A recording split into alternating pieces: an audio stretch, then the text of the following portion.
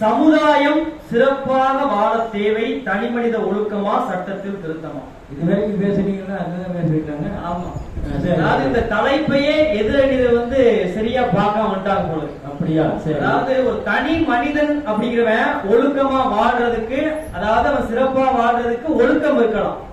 ஆனா ஒட்டுமொத்த சமுதாயமே ஒழுக்கமா இருக்கணுங்கிறதுக்காக தான் ஒரு சட்டம் இயற்றப்படுது.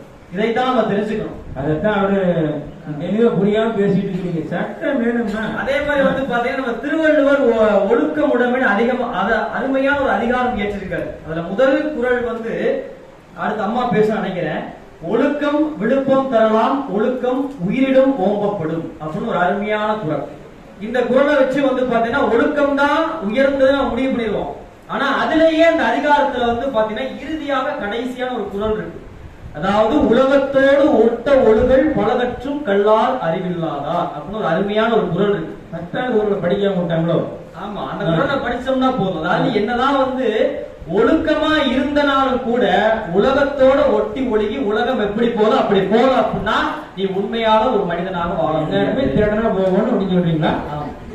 எல்லாருமே திருடனா போகணும்னு சொல்றீங்களா?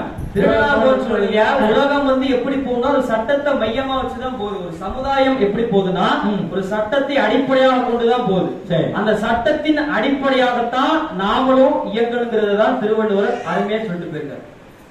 நடுவர்களே, ஒரு 100 ஆண்டுகளுக்கு முன்னாடி பாத்தீங்கன்னா சாதாரண தாழ்த்தப்பட்ட இனத்தை சேர்ந்தவர்களால ஒரு கோவிலுக்குள்ள போக முடியாது.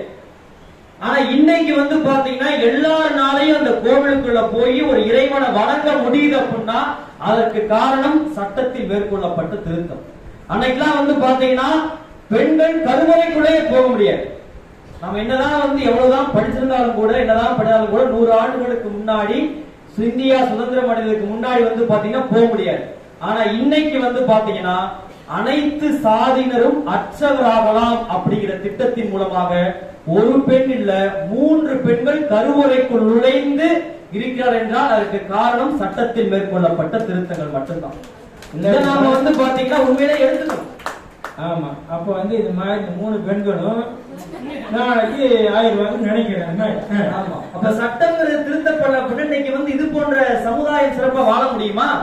இன்னைக்கு எதிரில பேச வந்திருக்க 3 பேருமே பாத்தீங்கன்னா தாய்மார்கள், பெண்கள்.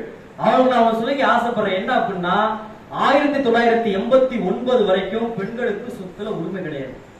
என்னதான் அவங்க அப்பாவை நினைச்சாலும் கூட கொடுக்க முடியாது, பெண்களுக்கு சொத்துல உரிமையை கொடுக்க முடியாது.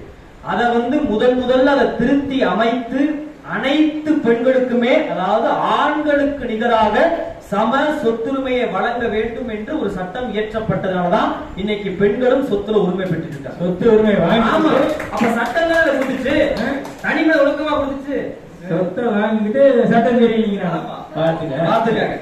அப்ப சொத்து மட்டும் வேண்டாம், சட்டம் வேண்டாம். அப்ப பாத்துக்கோங்க எந்த அளவுக்கு தனிமனித ஒழுக்கம் தான் முக்கியம் சொன்னாங்கன்னா அப்ப பாத்துக்கோங்க. சட்டம் வேண்டாம் பாத்தீங்கன்னா ஒரு மனிதனுக்கு மிக மிக முக்கியமான ஒரு அறிவு. நடுவர்களே, இன்னைக்கு பாத்தீங்கன்னா நாங்கெல்லாம் புத்தக பையோட பள்ளிகளுக்கு போவோம். அதாவது மாணவர்கள் கல்லூரிக்கு போக புத்தக பையோட போவோம். ஒரு 50-60 வருடங்களுக்கு நடுவர்கள் பாத்தீங்கன்னா மஞ்சள் பையோட போயிருப்பாங்க பள்ளிகளுக்கு. ஆனா அம்பேத்கர் அவர்கள் பாத்தீங்கன்னா கொஞ்சம் வித்தியாசமா கோணி சாக்கோட தான் பள்ளிக்கூடத்துக்கே போனார். அதாவது புத்தக பை தோல்ல மாட்டு போவாரு, மஞ்சள் பையோட போவாரு. ஆனா கூட கொண்டு போகும்போது கோணி சாக்கோட தான் போகும். ஏன் அப்படின்னு கேட்டீங்கன்னா அவர் உட்காரும் போது அந்த கோணி சாக்கை விரிச்சு அது மேலதான் உட்காரும். இடம் அழுக்கா இருக்குங்கிறதுக்காக கிடையாது. ஏன் அப்படின்னா அம்பேத்கர் ஒரு தாழ்த்தப்பட்ட சமுதாயத்தை சேர்ந்தவர். அவர் அமர்ந்த இடத்தை மிதித்தால் கூட அந்த இடம் தீட்டா போயிருமா. அந்த ஒரு காரணத்திற்காக அந்த மனிதரை ஒரு 5 வயது சிறுவனாக இருந்த அம்பேத்கரை கோணி சாக்க போட்டு அது மேல உட்கார வச்சாங்க. நான் ஒன்றை மட்டும் சொல்லிக்கொள்ள ஆசைப்படுகிறேன்.